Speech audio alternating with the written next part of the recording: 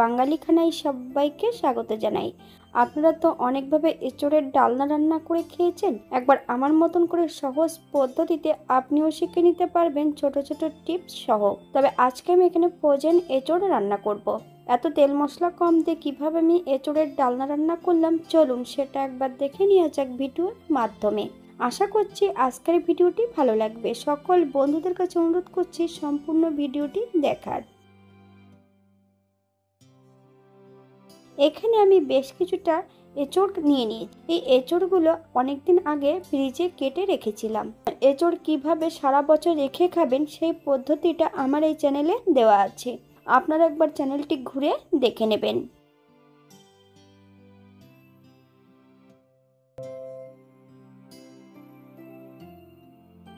এই পর্যায়ে আমি এঁচোড়গুলোকে ছোট ছোট টুকরো করে কেটে নেব। বেশ কিছুটা ফুটান্ত জলের মধ্যে এঁচোড়গুলোকে 5 থেকে 7 মিনিটের মতন ভিজিয়ে রেখে দেব।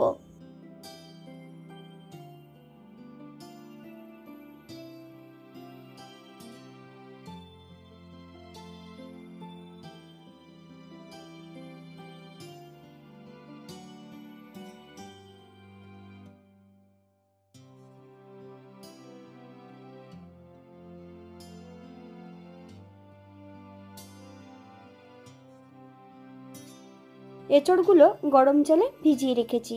অপর দিক থেকে বেশ কিছুটা মশলা বেটে নেব। আদা, জিরে, ধনে, দারচিনি, এলাচ, লং, 2টো শুকনো লঙ্কা বেশ মিহি করে বেটে নেব। অপর দিক থেকে একটা কড়াইতে বেশ কিছুটা সরষের তেল অ্যাড করেছি। তেল গরম হওয়া পর্যন্ত অপেক্ষা করতে হবে।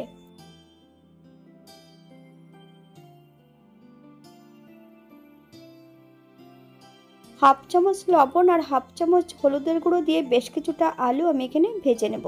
আপনারা যদি পছন্দ করেন তাহলে আলুর পরিমাণটা বাড়িয়ে দিতে পারেন।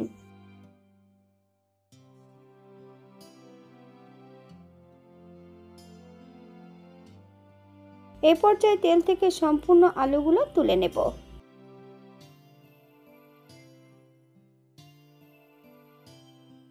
একই তেলের মধ্যে আমি এঁচোড়গুলোও ভেজে নেব।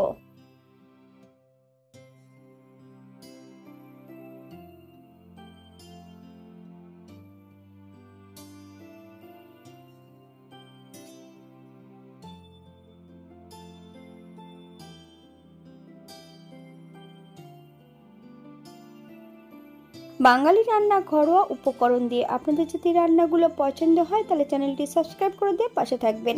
পাশে থাকা বেলটি বাজিয়ে দেবেন, নইলে নিত্য নতুন রান্নার নোটিফিকেশন পাবেন না। আমার এই চ্যানেলে আমিষ, নিরামিষ এবং বিভিন্ন ধরনের এঁচোড়ের রেসিপি দেওয়া আছে। আপনাদের যদি পছন্দ হয় তাহলে চ্যানেলটি ঘুরে একবার দেখে নেবেন।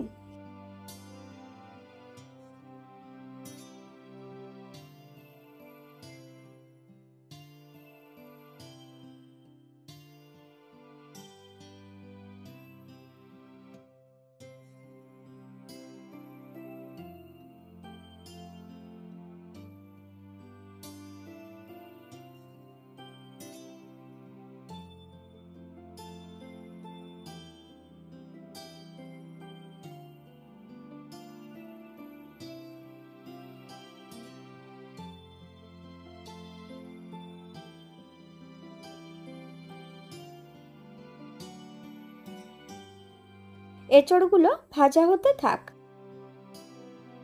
আগের থেকে যে মশলাটা বেটে নিয়েছি সেই মশলার মধ্যে একটু অন্য অন্য উপকরণ মিশিয়ে নেব।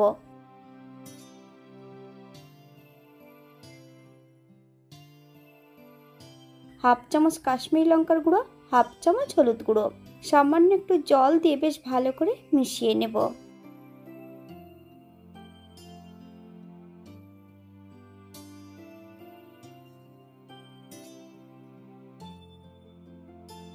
সম্পূর্ণ এঁচোড়গুলো একটা পাত্রে তুলে নিয়েছি। এই পর্যায়ে আরও বেশ কিছুটা সরষের তেল অ্যাড করব। ফোড়নে রেখেছি সাদা জিরে। ফোড়ন থেকে সুগন্ধ বেরোলে একটা তেজপাতা অ্যাড করব।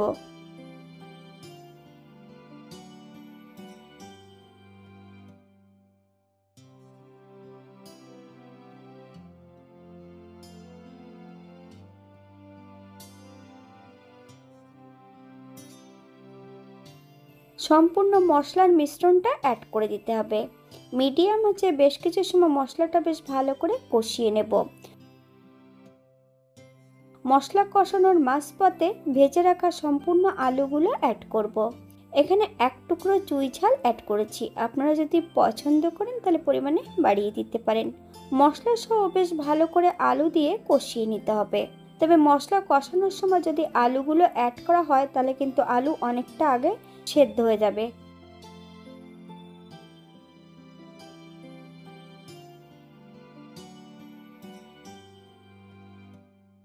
এখানে বেশ কিছুটা কাজু বাদাম বাটা অ্যাড করেছি, আপনারা যদি পছন্দ করেন তাহলে পরিমাণে বাড়িয়ে দিতে পারেন।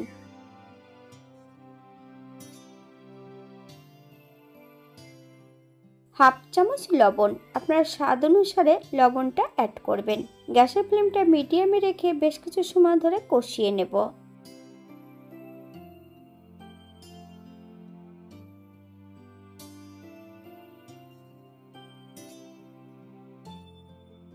এই পর্যায়ে অ্যাড করব ভেজে রাখা সম্পূর্ণ এঁচড়গুলো। মিডিয়াম আঁচে মশলা সহ এঁচড় আলু দিয়ে বেশ ভালো করে কষিয়ে নিতে হবে। আপনারা একবার স্ক্রিনের দিকে ফলো করবেন।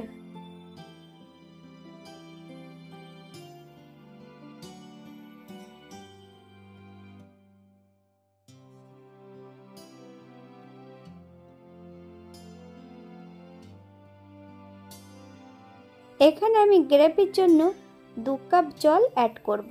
আপনাদের যতটা গ্রেভির প্রয়োজন আপনারা ততটা জল অ্যাড করতে পারেন।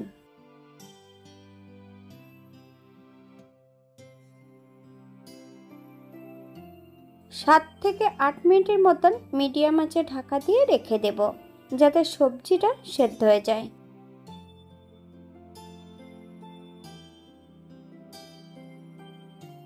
8 মিনিট পর এই পর্যায়ে একবার চেক করে নিতে হবে যে সবজিগুলো সেদ্ধ হয়েছে কিনা।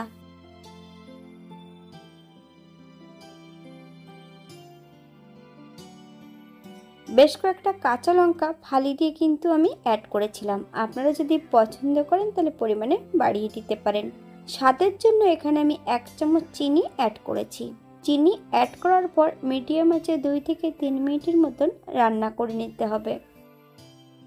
এই পর্যায়ে করব 1 চামচ ঘি, আপনারা যদি পছন্দ করেন তাহলে পরিমাণে বাড়িয়ে দিতে পারেন। গ্যাসের ফ্লেমটা অফ করে দিয়ে 5 মিনিটের জন্য স্ট্যান্ডিং টাইম দেব, তারপর সার্ভ করব।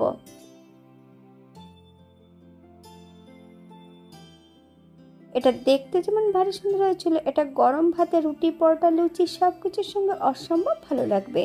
তবে এতটাই সুস্বাদু হয়েছিল খেতে, আপনি একবার রান্না করলে বারবার রান্না করবেন। এঁচড় কিন্তু এমনভাবে রেখে দিয়ে আমরা কিন্তু সারা বছর খেতে পারি। আপনারা কাজু বাদাম বাটার পরিবর্তে পোস্ত অথবা চালমগজ বাটা অ্যাড করতে পারেন।